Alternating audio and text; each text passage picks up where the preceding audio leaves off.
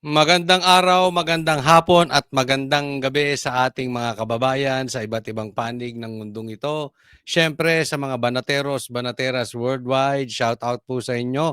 And siyempre din sa ating mga kababayan sa Luzon, Visayas at Mindanao. Magandang umaga po sa inyong lahat. Sana naman po ay kayo ay nasa maayos na kalagayan sa pamamalakad at sa pamumuno ng ating presidenteng bangag di umano. Okay, ito po ang magiging topic natin sa araw na 'to. Sa buwatang pamilya Marcos, kumpleto na. Matindi 'no, kumpleto na. Sino yung missing link? Eto na, pumuposisyon na, ha? Yang sa buwatang Marcos, sa buwatang pamilyang Marcos. Pantapat sa Duterte Block. Ba, tatapatan ng Duterte Block ha. Claire Castro, nadulas, takot si BBM humarap sa media. Debate, ito gusto ko to. Debate, Arnel Ignacio versus BBM. Resignation ng mga sekretary sulsol ni Lisa. Ay, idea ba ni Lisa yon? Yung pagre-resign, yung pinag-resign ng mga sekretary. O, ayan. Yan ang mga pag-uusapan natin sa vlog kong ito. Pero bago tayo magsimula, paalala lang po pagpasok pa lang, i-like nyo po agad itong video na ito. Napaka-importante po para sa akin yan. At higit sa lahat, mas importante pa, doon sa mga hindi ko pa po subscribe na po kayo. Paki-check nyo naman kung nakasubscribe na kayo dito sa channel ni Coach Oli News PH. Hindi na po natin pagtatagalin. Diretso na po tayo sa balita dahil kay Coach Oli, bida ang balita. Syempre, simulan natin dito sa sabuatang pamilya Marcos. Kompleto na. Nadagdagan pa ang mga pangalang lumulutang na posibleng maging Senate President. Ay, grabe, no? May pagtatalo na. 'Di ba? Meron na nagpapahiwatig na gustong maging Senate President si Chis Escudero at saka si Tito Soto. Yan lang ha. May tanong ako sa inyo. Kung yan lang talaga ang magtatapat as Senate President, sino sa dalawa mas gusto nyo at bakit? Si Chis Escudero at si Tito Soto. Pero meron pang pangatlo. Umiepal. May gusto pa maging Senate President. Tingnan natin kung sino tong epal na ito. Sa ika-20 Kongreso, kasunod naman ang anunsyo ni Senador Bato de la Rosa na may binubuong Duterte Block sa Senado. Meron Duterte Block, meron Tito Soto, meron Chis Escudero, tapos may Duterte Block. May marami nang posibleng mag-Senate President. Pero sino ito? Sino ito? Isa pang epal gusto maging Senate President. Balak bumuo ni Senadora Risa Hontiveros ng isang independent block. Si Risa naman, isa pang grupo, independent block. Nakatutok si Katrina Son. Sa gitna ng ugong ng pagpapalit ng Senate presidency sa pagpasok ng 20th Congress sa Hulyo, naglabas ng pahayag ang kapatid ng Pangulo na si Senador Amy Marcos. Nako! Pasok, Amy! Ay, nako si Amy Marcos. Ay, nako. Ay, may lutang. Ayon sa kanya, may mga lumapit sa kanyang mga kapwa-senador para himukin siyang sumubok maging Senate President. Kaya kita nyo nagpapahiwatig na to si Amy. Meron daw kumakausap sa kanya na gusto siyang maging Senate President. Noong dumausdos ka sa survey, Amy Marcos, nagdudumikit ka kay BP Sara at panay ang batikos mo diyan sa pagkidnap kay Tatay Digong. Tapos nung nahalal ka, ang unang bukang bibig mo, Imbis na ipagtanggol si Tatay Digong, imbis na ipagtanggol si BP Sara patungkol sa impeachment, imbis na kung anong proyekto, imbis na yung dayaan sa eleksyon ang unang lumabas sa bibig mo, ang unang lumabas sa bibig mo, merong kumakausap sa yung mga senador at gusto kang gawing Senate President. Trapong-trapo talaga to si Amy Marcos, di ba? Ay sabihin, Coach Oli, sobra ka naman, no? Judgmental ka naman kay Amy. Siya naman ng kinakausap, hindi niya naman sinabing gusto niya maging Senate President. Kinakausap lang siya. Alam nyo, para sa akin, tingnan nyo tong mabuti. Dapat, nung kinausap ka pa lang, binara mo na. Teka muna, may delikadesa ako.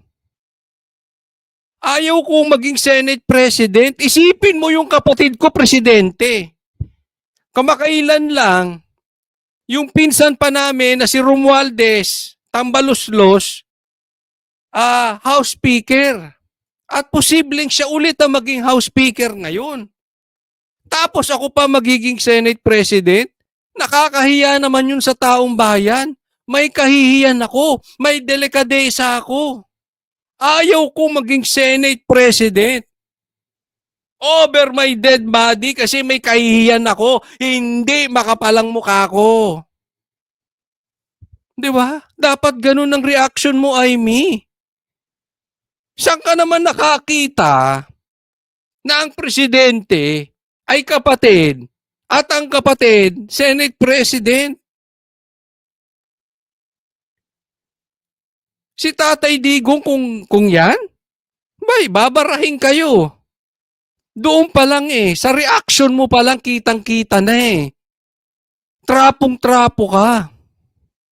Dapat yan, una, sinoplak mo agad. Kung malinis ang puso nitong si Amy Marcos, dapat sinoplak niya na yan Hindi, pakilagay sa comment section, Lagay nyo, tama ba ako? Dapat may delikadesa to si Amy? Dapat hindi niya binara. Hindi niya dapat in-entertain. Dapat para binara niya. Hindi niya in-entertain yung gusto siya maging Senate President. Pambira, kakahiya naman kayo mga Marcos talaga, Hindi niya tinukoy kung sino ang mga kumausap sa kanya. Nauna nang lumutang ang pangalan ni Senator-elect. Kasi alam mo sa akin, hindi na importante kung sinong kumausap sa kanya. Dapat yung reaction mo ang importante. Sinupalpal mo na. Okay lang si Tito Soto, okay lang si Chis Escudero Pero ikaw, ano yan? Papantapat nyo sa Duterte Black? Ano yan? Ako talagang nabubuo yung isip, yung sinabi sa amin ni Tatay Digong. Personally, sinabi sa amin sa Banateros yan. Ayaw niya nung PI. Dahil uupo ang mga Marcos ng pangmatagalan pag nabuo yung PI na yan. Then here you are, Amy. Parang bumubuo kayo ng triangle opens. Bongbong Marcos, Senate President, Amy Marcos, House Speaker, Tambaluslos. Mahiya naman kayo talagang mga pamilyang Marcos. Tito Soto na siya raw hahamon sa liderato ng kasalukuyang Senate President Chis Escudero. Kinumpirma ni Senator-elect Erwin Tulfo ang panliligaw ni Soto at Escudero para... Yan, nagliligawan na. So, yan ang maugong ngayon. Okay? Sana naman hindi na umepal to si Amy. Kaya nga tinanong ko kayo kanina kung ang pagpipilian lang ay si Soto at si Chis Escudero, kanino kayo? Lagay nyo dyan. Kay Soto ko as Senate President. Kay Chis Escudero ko as Senate President. Ganon, lagay nyo dyan. Para makuha ang kanyang suporta. Pareho raw siyang inimbitahan ng dalawa para personal na makausap. Kinausap niya ako. Sabi niya, nagpahiwatig naman talaga siya na gusto niyang tumakbo as Senate President. Sabi ko, sige boss, pero hindi pa ako nag-commit. I did not make any commitments. Ganun din kay Senator Cheese, nung tinawagan ako ni Senator Cheese, sabi ko, sige po, I'll listen. Dagdag niya, mahaba raw ang naging pag-uusap niya at ng kanyang kapatid na si Senator Raffy Tulfo ukol dito. Nag-usap kami ni Senator Raffy, mahaba-habang diskusyon namin kagabi. May gusto siya, dalawa lang naman yan eh. Anong gusto niya? Babae? Joke lang. Senator Cheese at saka Senator Soto. So, nag-usap kami, sabi niya, ito yung gusto ko. Nauna nang sinabi ni Senador Bato de la Rosa na nakatanggap rin siya ng text mula kay Escudero tungkol sa issue. Ang posisyon ng Senate President ang ikatlong pinakamataas na pwesto sa pamahalaan. Malaking usapin din ito ngayon sa gitna ng nakaumang na impeachment trial ni Vice President Sara Duterte. Nagugulong na sa pagbabalik Yan, napaka-importante niyan, no? As Senate President, dapat ay may yung patas. Yung, sa akin lang yung patas, no? Kasi baka sabihin nyo bias ako. Hindi, kasi ako sa tingin ko talaga wala talagang kasalanan si Amy. Hindi siya dapat talaga ma-impeach. Kung ang basihan natin yung kanyang death threat, napakaliwanag naman kung papatayin siya. Kung ang basihan naman natin yung confidential funds, mas malaki pa ang confidential funds ni Marcos. So, this is public knowledge na talaga naman pinupolitika siya, no? Pero dapat ang pagpili mag-iingat po sa pagsuporta ang Duterte Bloc na yung talagang hindi kayang diktahan ng Marcos. Yung hindi i-impeach si BP Sara. Hindi yan pagiging bias. Kasi lantaran namang pinipolitika lang ang mga Duterte. Alam ng lahat yan. Kahit grade 2, alam yan. Ang hindi lang nakakaalam yan, yung mga talagang panatiko at saka yung mga bias. Pero kung ikaw ay talagang tapat, alam mong walang kasalanan si BP Sara. Yes, she is not perfect. Pero yung mga reklamo sa kanya sa impeachment, alam naman nating walang katotohanan. No? So, sa pagpili nyo dyan kay Chis Escudero at saka kay Tito Soto, sino ba dyan yung talagang magiging patas at hindi kayang hawakan ni Bongbong Marcos sa liig, ni Romualdez sa liig, ng pera sa liig, ng kapangyarihan sa liig? Yun ang importante dyan. No? Pero wag si Amy. Wag si Amy. Nakakadiri na tayong Pilipinas. Kung ang ilalagay nyo pang mga senador si Amy, mahiya kayo sa buhay ninyo, ha? ng sesyon sa Hunyo. Si Senator Riza Ontiveros naman, sinabing kung ang Duterte Bloc ang lalabas na minorya sa Senado, bubuo siya ng ikatlong grupo ng Independent Bloc kasama sina Senator-elect Bam Aquino at Francis Pangilinan. Bubuo siya ng grupo, 3.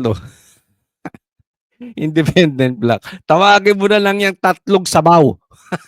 Sabaw-sabaw. Eto si Kiko, isipin mo, nanalo to kung umigop ng sabaw na hindi naman nahigop. Kumain lang sa kaldero, pambira.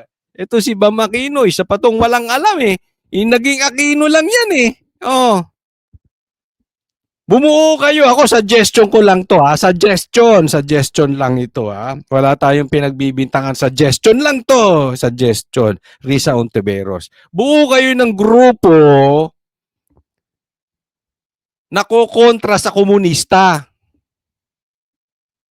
Yung tunay na lalaban sa CPP-NPA. Yan ang magulo sa bansa natin eh. Yan bang mga kasama mo lalaban sa CPP-NPA? Okay. Hindi, sige, buhay mo yan. Karapatan mo yan eh. Bahala kayo sa buhay ninyo. Naguguluhan ako sa mga taong hindi marurunong bumoto. Hindi ko alam kung binoto nga ba to ng mga tao o makina bumoto rito sa dalawang ito. Paano nanalo pa ito? Di ba kayo nag-iisip? Aga-aga, iniinit yung ulo ko. Wala po akong planong... Huwag ka magpapopo. Hindi ka malinis. Magantay ka lang.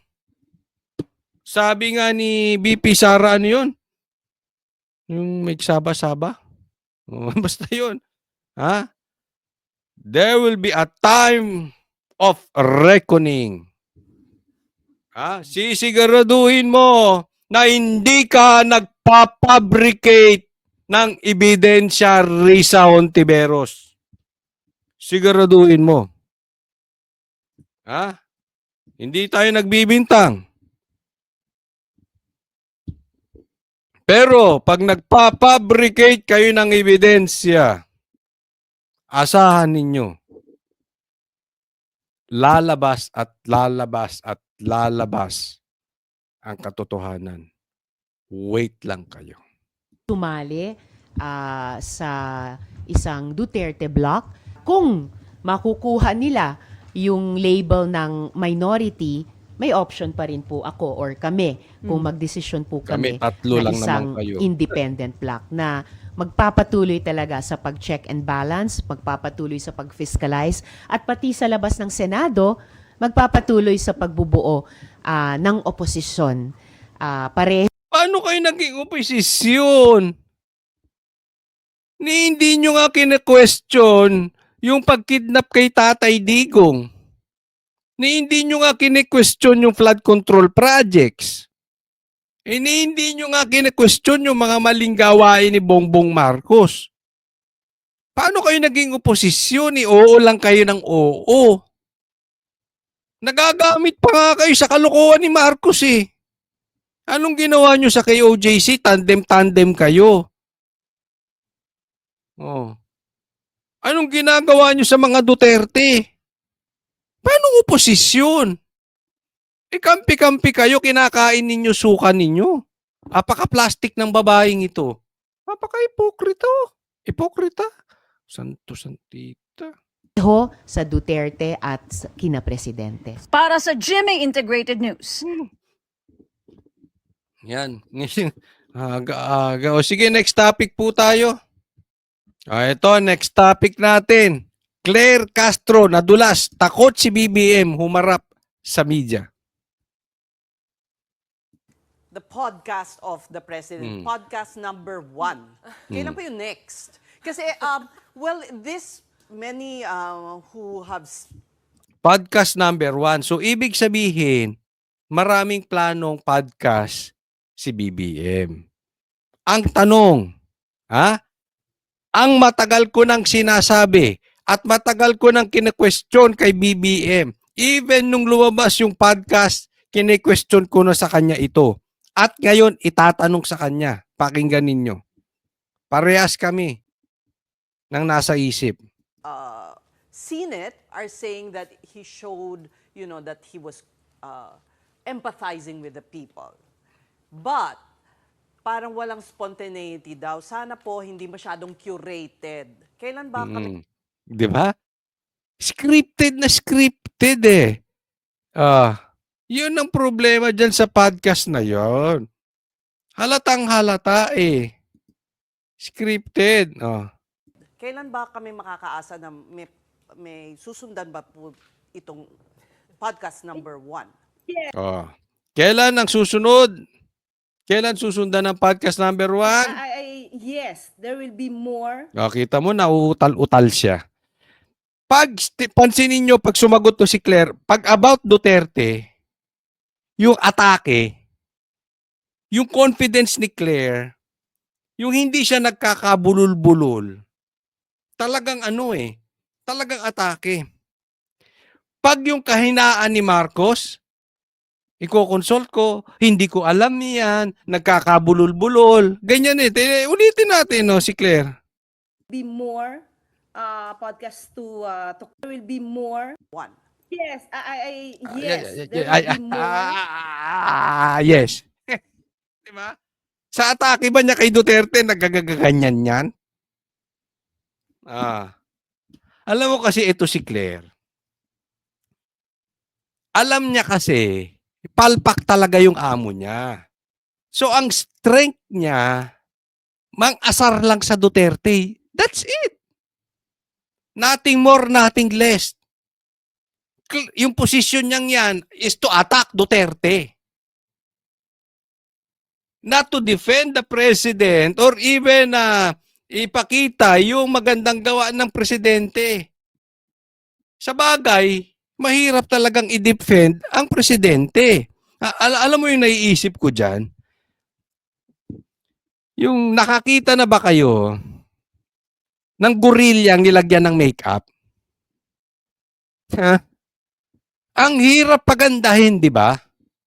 Yan ang trabaho ni Claire. Kaya pag ang tanong is about Bongbong Marcos, hindi ko pa alam, hindi pa namin napag-usapan. Di ba? Pag ang tanong kay Duterte, straight siya. Nagbubulol-bulol. At saka, ano siya? Yung unsure siya sa sagot niya. Why? Palpak kasi talaga yung amo niya. Parang pangit na gorilya na pagagandahin mo. Ang papel ni Claire is just like a makeup artist ng isang gorilya. So kahit anong gawin niya, pangit talaga, hindi mo mapapaganda yung gorilla eh. Anong gagawin niya? Ililigaw niya. Sabi niya, sige nga, paano mo pagagandahin yung gorilla? Tatanungin si Claire. Anong sasagot niya? Alam nyo, kasalanan lang ni Duterte yan eh. Si Duterte, hindi maganda. Si Duterte, ugaling tiyonggo. Yun ang style. Iligaw. Alisin. Yung pangit ni Bongbong Marcos, iba to sa iba. Pero kahit anong bato mo sa iba, the fact remains, yung amo mo, tiyonggo pa rin. Podcast to come. So that he will be the one speaking to the people. Naku, ginamit pa. He will be the one to speak. Talk to the people ba yan, Claire? Talk to the people? All his feelings, all his frustrations, all his happiness, on his Wala kaming pakialam sa frustrations niya. Wala kaming pakialam sa feelings niya. Wala kaming pakialam sa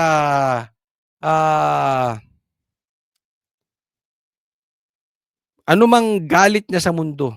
Wala kaming pakialam doon. Ang pakialam ng Pilipino, gawin niya yung tama. Being a leader, itawid niya ang Pilipinas sa gutom. Huwag ka makipagkwentuhan ng personal mo dyan. Wala kaming pakialam sa'yo, Marcos. performance and programs. So we will just Yan wait ang for gusto, that. yan ang gusto namin programs. I believe there will be more podcasts to come. What about a press con? Really? Yon, di ba? Yan ang lagi naming sinasabi, Marcos. Kasi alam namin, duwag ka, Marcos, sa debate. Alam namin, even yung debate mo sa SMNI,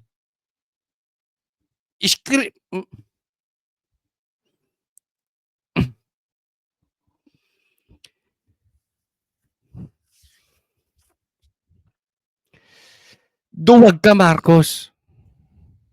Walang laman ito. Ayan ang totoo. Takot ka nga sa debate eh. Anong klase kang presidente? Kaya nga sinasabi namin, ba't ka nagpa-podcast? Press con. Facing the media. Hindi naman Yan, yung tanungan facing the media. puro kayo. Hindi naman sa sinasabi namin sa WANA kami sa inyo. Oo, hindi dapat puro si Claire. Pero it would be great for the president to go before the media. And if I may add, no, before you answer, attorney, yun din po yung promise ni Presidente sa atin earlier this year. Sabi niya, I will be facing the media more. It happened exactly one more time, right after nung ICC arrest ni former President Duterte. And then we did not have Q&A anymore with the President openly. Yan, ganda, no? Sabi, bakit hindi tayo mag-press con? Yung tanungan. At yan ang pinangako ni Presidente sa amin. Magkakaroon tayo ng regular na press con. Tanungan, hindi podcast. Kasi yung podcast, recorded yun eh. Controlled environment. Si Katunying magtatanong ba sa'yo ng alanganin yan? Ang itatanong sa'yo ni Katunying, yung gusto mong sagot. Yung gusto mong tanong. Kung hindi, dapat nga live yan eh. Kung hindi controlled yan. Kung hindi controlled environment yan, dapat may ibang nagtatanong dyan. Press con. Eh yung pangako mo magkakaroon ng press con, isang beses lang nangyari, duwag ka talaga, BBM. Yan ang hinihingi ng taong bayan. No? Pakinggan natin na sagot ni Claire. So as of now, what I have learned that there will be podcast, but with regard to the press briefing, we will just check. I have not been informed of Ah, any press briefing to be scheduled. ayan si Claire. 'Di ba? Pag atake sa Duterte, always sure. Ano sabi niya? Pag podcast, meron pa kasunod. Pero pagdating sa press con, hindi pa siya na-inform. Hindi pa niya sure. That's Claire. Ang hirap mag-makeup sa gorilla, no? Ang hirap pagandahin ng gorilla. Yeah? Nakita niyo yung sinasabi ko parati. Observe niyo yan kay Claire. She is always sure if attack sa Duterte. If about Marcos, hindi siya sure. Dapat dun nga siya sure eh. Yun nga ang trabaho mo eh. It's all about Marcos. It's not about Duterte. Kaya dapat, pag ang tanong Marcos, alam mo, sagot, hindi yung hindi ka na-inform, hindi ka sure, hindi, I need to check on this. Di ba? Hinayar ka ba ng Duterte? Ang nag-hire sa'yo si Marcos. So you should be always ready. Hindi I have to check on this. Ano ka ba namang, Claire? But anyway, if there will be one press briefing that will be scheduled, I will be the one to tell you, to reveal it to you. One. Ano sagot niya? I re-reveal ko sa inyo. Ako magsasabi, magkakaroon ng isang press briefing. Ilan? One. Hindi yun, Claire, ang gusto ng taong bayan. Ang gusto ng taong bayan, press con. Once a week man lang. Minimum. Hindi na nga dapat pinag-uusapan yung press con eh. Dapat pagka may problema, lumalabas agad si Marcos. Hindi siya dapat duwag. Hindi na pinag-uusapan, kailan ba magpe-press con? Dapat lagi. Sa laki ng problema ng Pilipinas, dapat labas siya ng labas. Dapat nga every Monday nandiyan siya eh. To address the people. Claire, gamitin nyo naman yung utak ninyo. Sabihan mo yung boss mo. Okay, well, I guess we'll have to settle with the podcasts for now, Attorney Claire. No? But speaking of the podcast, Yan ang presidente natin. We have to settle for now sa podcast. sinabi po doon ni President Marcos that he's open to reconciling with his enemies. Kasama na po doon, syempre, mga Duterte. But you have the side of the Dutertes, such as Attorney Sal Panelo, saying na for the President to prove his sincerity, ay ibalik daw po niya ang dating presidente dito sa Pilipinas. Ang tanong, kung talagang sincere si Marcos sa unit team, sa pakikipagtulungan at hindi puro politika, pabalikin si Duterte. Ano sagot ni Claire? What does the palace have to say to that? Well, anyway, the president is very clear. When he said that he would be open for reconciliation, anyway, the name of Duterte was mentioned, so definitely he will say yes. And to all the people that may be have opposing objectives, opposing goals, or policies, everybody he wants to be in collaborate. Wait, what I mean is he is ready to be at peace with them, to be in unity with them, so that he can perform. He can set the goals for the country, and there will be no more obstruction. So that his goals and the promises would be given to the people. But to have this kind of condition for just a reconciliation. We believe that the president will always be upholding the Constitution, comply with the laws, and that's it. There would be no condition with regard to the reconciliation. He would not just be settled, he will not settle with the personal interest or request of a certain personality or certain. Yan, atatatin niya ha. Tinanong, kung meron kang seryoso to si BBM makipag-unity at reconciliation, sabi, pauwiin si Duterte. Anong napansin nyo sa sagot ni Claire? Yung sagot ni Claire with conviction. She is sure about her answer. Yan yung sinasabi natin kanina eh. Pag-a-attack sa Duterte, alam niya ang stand ni Marcos. Did you notice that? Pero pagpatungkol ang tanong kay Marcos and tanong about himself, I have to check on that. I have to check on that. I have to check on that. I am not sure about it. I will confirm you that. I will confirm this. Puro ganon. Pag tinanong si Marcos about Marcos, wala siyang alam. Laging tatanungin. Pag tinanong siya Marcos about Duterte or attack Duterte, she is sure about it. Yan si Claire. Pansinin nyo sa lahat. Pangalawa, ang sabi naman niya, hindi dapat yung reconciliation ay merong naka-attach na condition na may personal agenda. Marcos will uphold the law. Uphold ba yung kinidnap nyo? Walang jurisdiction ng ICC. Attorney Claire, abogado ka. Alam mong ang daming nalabag na batas. What upholding the law are you talking about? Anong batas ang sinasabi mo?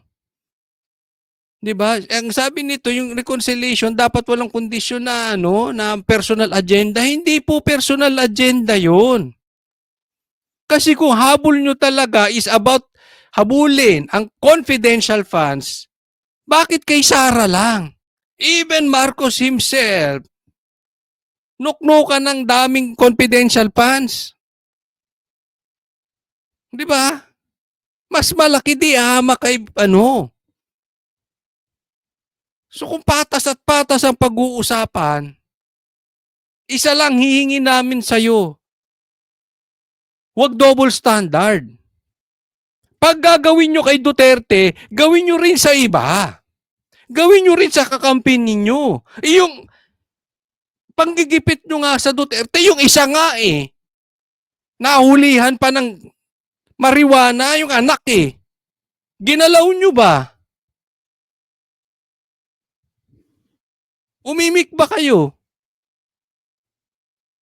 Yung confidential fund, silip kayo ng silip. Ay yung sinasabi ni Chanko, galing na mismo sa campaign manager nyo, nagkakabayaran.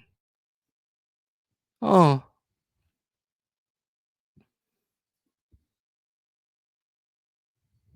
Inimik nyo ba?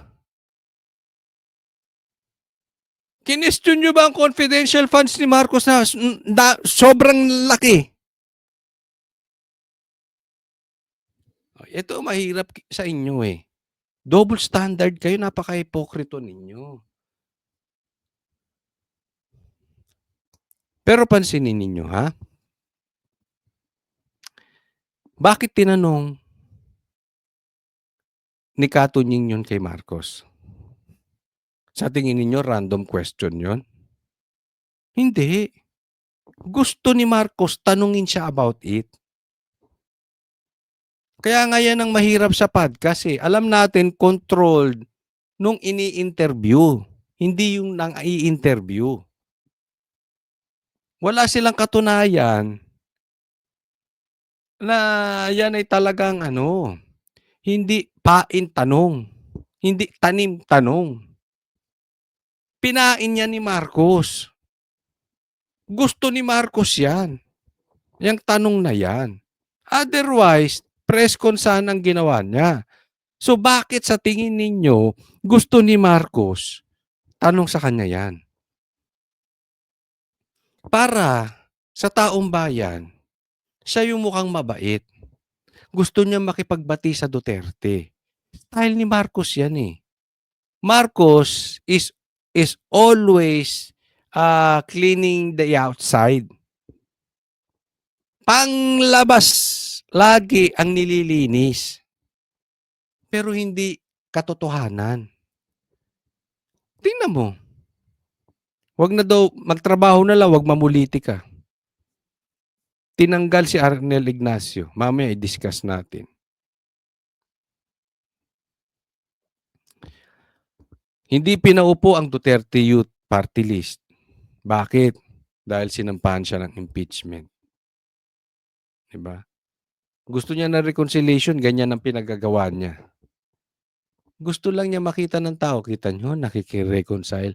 Yung mga bobo naman, akala niya, nila talaga nakikipag-reconcile si BBM sa mga Duterte. Hindi po. Plastic yun. Tingnan nyo. Si Marcos, all talk.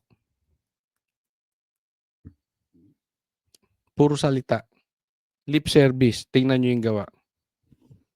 Wala. Next topic tayo. Ito, next, pag-usapan natin, resignation ng mga sekretary. Sulsul nga ba ni Lisa? Kasunod ng anunsyong courtesy resignation, nagsimula na ang tanggalan at balansalaan sa gabinete ni Pangulong Bongbong Marcos. Pero ang economic team mananatili. Nakatutok si Ivan Mayrina. Isang araw matapos pagbitiwin ng kanyang buong gabinete, agad inanunsyo ng Malacanang na 7 sa kanila ang mananatili sa pwesto. Si retired Chief Justice Lucas Bersamin, mananatiling Executive Secretary. The President declined the courtesy resignation that I tendered. And just this morning, he communicated to me that I have his full backing for as long as I wish to work for him. Hindi rin tinanggap ng Pangulo ang pagbibitiw ng 5 kalihim ng kanyang economic team.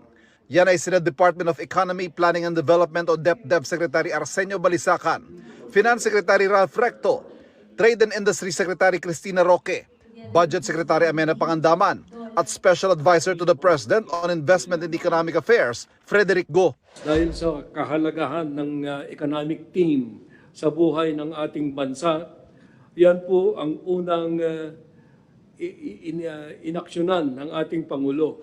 Pero may ilang Okay, eto yan. So, pinag-resign niya, ang kwento dyan, pinag-resign niya yung mga secretaries. Tapos, meron naman siyang hindi pinirmahan.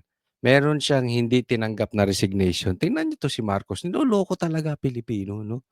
Unang, galawang duwag na yan. Bakit mo pinag-resign? Tanggalin mo. Kung alam mo, palpak, sabihin mo, oy, lumayas ka dyan, palpak ka. Ang kaya mo lang galawin, yung mga katulad nila, na hindi mo kakampi. Nila Arnel Ignacio. Yung patas. Pero pag mga kaibigan mo, hindi mo kayang sabihin, weak ka talaga, Marcos. Dapat tinanggal mo, ay, Boeing. Mga ganun ba? Example lang. Palpak ka. Alis ka dyan. Pinag-resign mo lahat. Tapos may ni-retain ka, dilinis pa nga lang ka. Ayan ang katangian ni Marcos. Hindi niya kaya. Pagka meron siya mangyari, hindi niya kaya mang diretso. Weak. Di ba? Panluloko nung ginawa niya sa tao. Di gumagawa lang siya ng issue. Alam mo, para sa akin, gusto lang na itong pagtakpan yung kapalpakan ng eleksyon. Drama lahat ito. All drama to. sobrang bulilyaso yung eleksyon. Una, ayaw maniwala ng taong bayan na hindi nagkadayaan. Pangalawa, they failed. Marcos failed alyansa. Hindi niya naipanalo. Isipin mo, ang nasa top, Duterte at saka Pink. Tapos siyang nakaupong presidente. It speaks a lot. Ayaw na ng Pilipino sa Marcos. Masakit, Marcos, di ba? Yan ang katotohanan. Ikaw lang ang presidente, hindi nakapagpatap ng mga senador mo. Kasi ayaw na ng tao sa iyo eh. Hindi ka na nakakatulong. Wala ka nang naitulong kung hindi pera at makinarya. Pero yung pangalan mo, Marcos, dumidistansya na nga sa iyo eh. Pansin mo nung eleksyon? Yung victory party nyo nga walang umaten, lito lapit lang daw. Oh, dumidistansya na sila sa inyo, sa iyo. Kaya ito, pantakip. Pantakip sa kahinaan mo na magpanalo ng kandidato. Dahil ayaw na, sukang-suka na sa'yo ang taong bayan. Kaya blanco ngayon niya, no? Tapos may pinabalik ka. Rigudo ng ginawa ang Pangulo. Si Foreign Affairs Secretary Enrique Manalo, papalitan ni Senior Undersecretary Teresita Lazaro sa liderato ng DFA. Babalik si Manalo bilang Permanent Representative ng Pilipinas sa United Nations, kapalit ni Ambassador Antonio Manuel Agdameo na magre-retiro na. Sige, magsiritayin na kayo. Papalitan naman ni Energy Secretary Rafael Lutilla si DNR Secretary Antonia Yulo Loizaga. Si Loizaga, magpapahinga raw muna pero maaaring ma-appoint muli sa ibang posisyon. Magsisilbi namang OIC ng DOE, si Yusek Sharon Garin. Nauna nang sinabi ng Malacanang na Ito lang Nako'y napapaisip. Idea kaya ni Marcos? Kasi may nagsabi sa akin eh.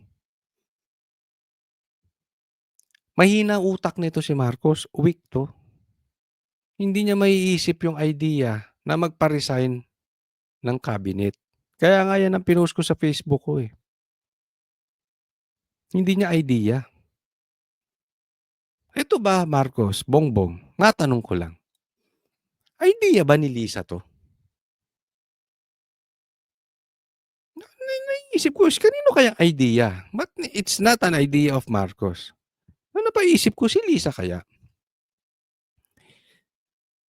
Kasi in-stylean. Alam naman natin to si Lisa at saka si Tamba talagang sila yung kampi-kampi dyan, di ba? At may kumalat nga na di umano nagkakalaglagan na pinapatanggal nga.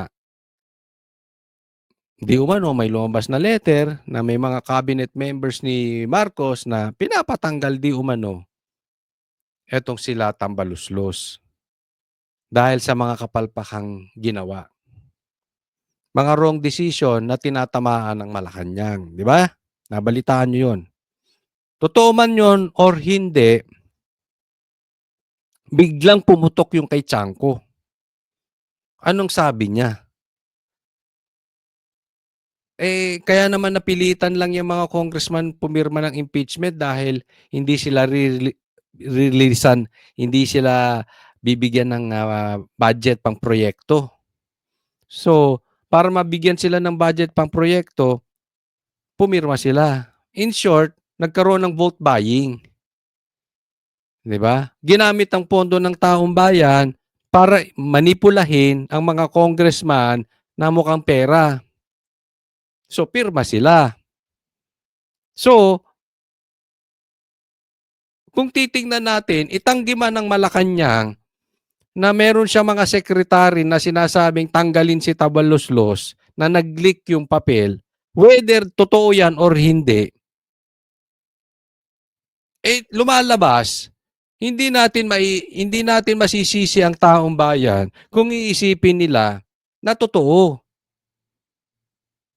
Dahil mismo yung kanilang campaign manager ng Team Alyansa nung nakaraang eleksyon ay nilalaglag si Tamba.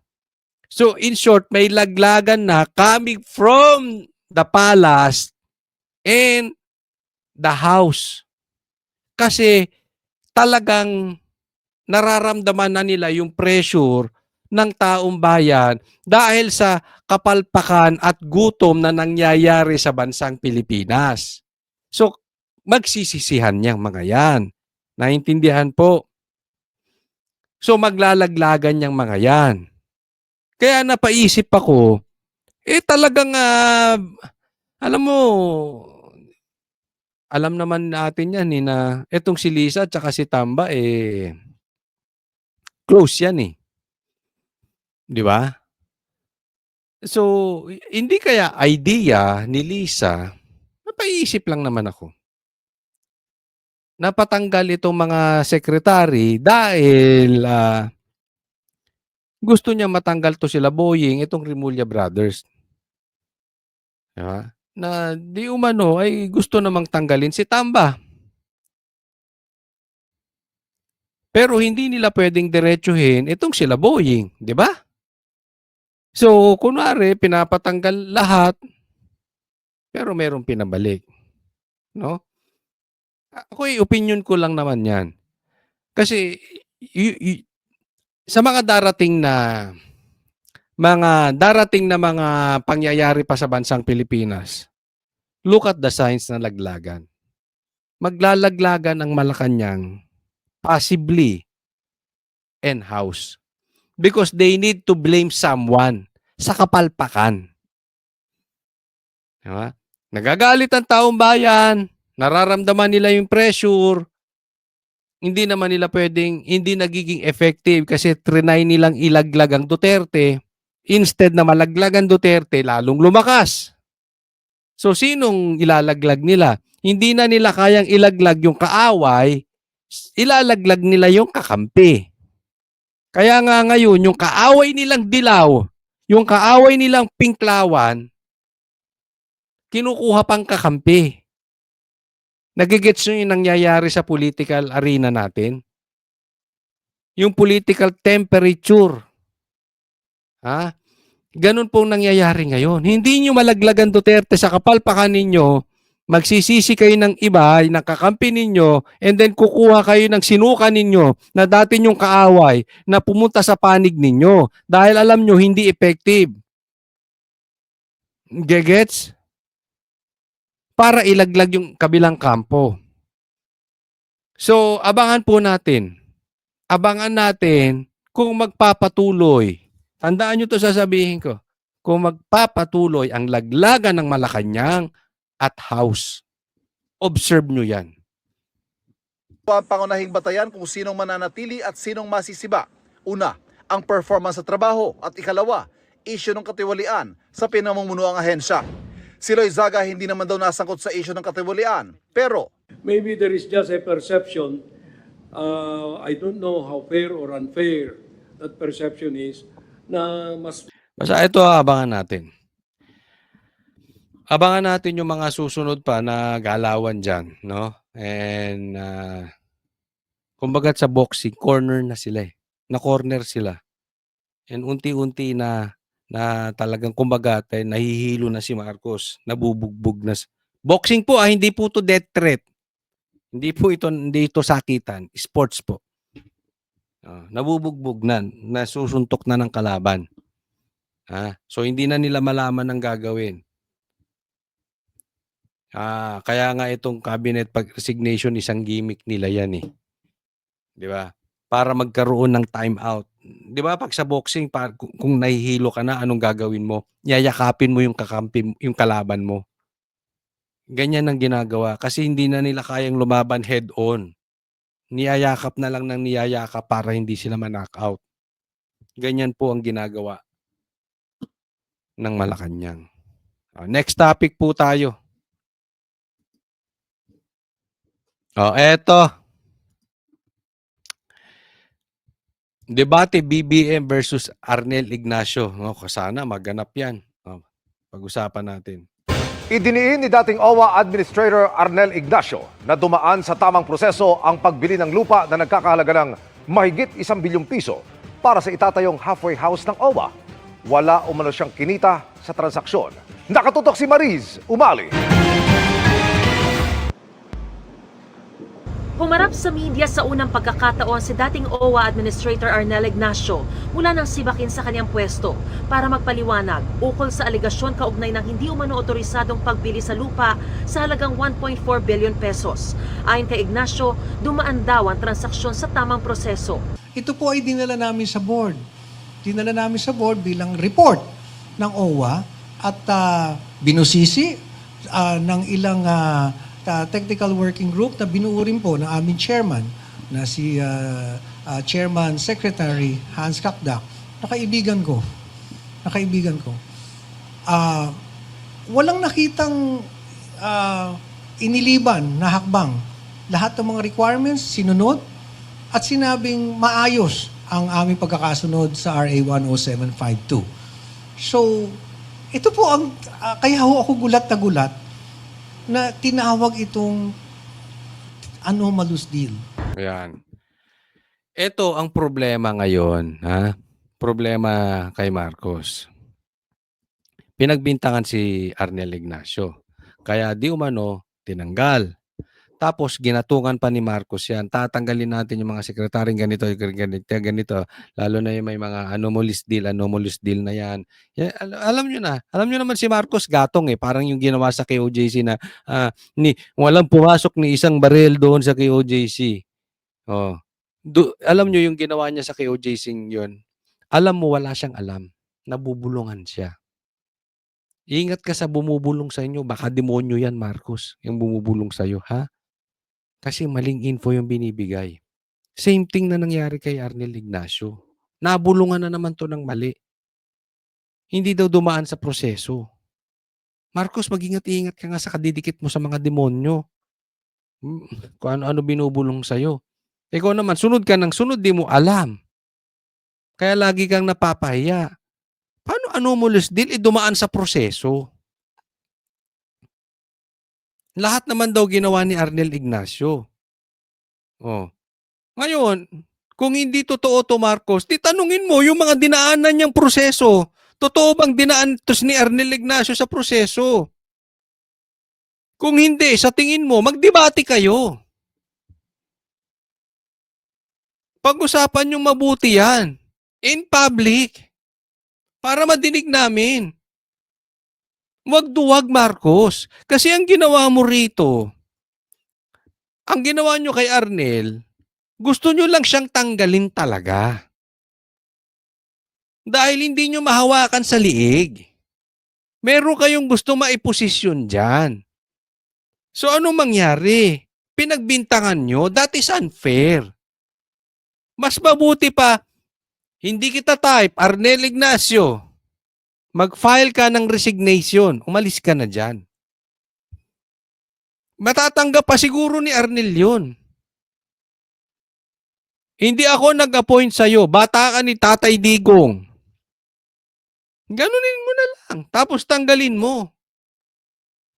Mali yun, pero at least may bayag ka. Hindi ka duwag. Kasi ganyan lagi ginagawa mo, Marcos eh. Sasabihin mo, ayaw mo ng impeachment. Pero may gumawa ng impeachment para sa'yo. Sasabihin mo, ayaw mo ng EDCA. Pero pinapasok mo yung mga Amerikano. Nagkaroon tayo ng EDCA. Sasabihin mo, ayaw mo ng ICC. Pero pinakidnap si Tatay Digong, pinapasok ng ICC. Office of the President pa, di umano ang nagbayad ng private jet para kidnapin si Tatay Digong. That is your style. Hindi mo kaya humarap. Yung gusto mo at yung ayaw mo, hindi mo masabi ng derechahan. Mas mabuti pang sinabi mo, tatanggalin kita, Arnel, lumayas ka sa harap ko. Maliman. Nagpakatotoo at nagpaka-leader ka. Hindi ka nagmukhang duwag. Yung ginagawa mo kay Arnel, gawaing duwag yan. Tinanggal mo tas pinagbintangan mo para hindi sa'yo masisi. Ang problema, dumaan sa proseso, malinis yung tao eh. Anong gagawin mo ngayon? Di ko kontrahin mo na mali siya. Magdebate kayo. I'm sure may ebidensya to. Di ba? Pag may gusto kang tanggalin, Marcos, ikaw mismo. Huwag mo iutos sa iba. Kaduwagan yun eh. Pakalalaki ka. Presidente ka eh. Pinagbintang-bintangan ninyong naku, pambihira talaga to si Marcos. Oh. Anomalous deal. Ang biniling lupang may lawak na 6,499 square meters malapit sa NAIA Terminal 1, inilaan Kasi ang tagal na nito eh. Hindi naman to nagkakaproblema. Wala akong nabalita ang ano neto. para sa itatayong halfway house ng OWA. Mariin niyang itinanggi ang mga akusasyong may kinita siya sa transaksyon. Napakabigat. Pagkatapos napakaraming aligasyon sa akin. Saan ang galing? Sa isang papel na walang nakapirma, na ang dami-daming sinabi na kinita ko, hindi, pati nga yung numero hindi na nga magkasundo kung magkano. Wala po akong kinita dito. Nilinaw din ni Ignacio na Land Bank ang nagtakda ng halaga ng lupa at ito rin ang sinunod ng OWA sa pagbabayad. As our government financial institution, it's the Land Bank who assessed the value and it is exactly the amount that OWA paid. O, di ba? Ba't di nyo tanongin ng Land Bank kung nagsasabi ng totoo si Arnel? At kung sinabi ng Land Bank na tama ang sinasabi ni Arnel, magpakalalaki ka, mag-apologize ka, Marcos. Hindi porket presidente ka, bintang ka ng bintang. Sinabi mo walang pumasok na baril sa KOJC. Ni hindi mo binawi, ni hindi ka nag-apologize. Kalat na kalat sa mainstream, sa social media, ang daming pumasok na baril sa KOJC. Hindi ka nagpakalalaki, hindi ka nagpakapresidente. Ni hindi ka nagsorry. Ganyan kaya ang hilig nyo magbintang. Pinagbintangan nyo si Tatay Digong, pinagbintangan nyo si BP Sara, pinagbintangan nyo si Pastor Kibuloy. Eto ngayon, lahat na lang. Tapos pag mali, wala ka man lang pagkalalaking umamin. At sana naman lang, binigyan ako ng pagkakataong makausap. Nagulat na nga lang po ako na isang araw pinatawag ako na ako ay papalitan. Isa pa yun, di ba? Kinausap nyo yung tao. Yan ang problema sa inyo. Ginawa nyo rin kay Bantag yan eh.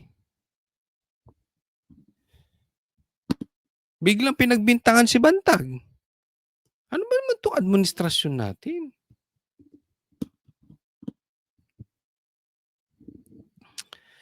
Ay, nako. Hanggang dyan na lang po muna tayo, no? Huwag pong kakalimutan, i-like tong video na ito. At sana kung kayo naman ay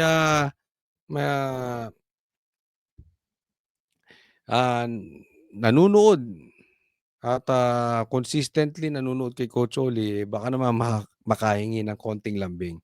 Subscribe po kayo sa channel ko, Coach Oli News PH. Maraming salamat po para sa Diyos at Pilipinas nating mahal. God bless everybody.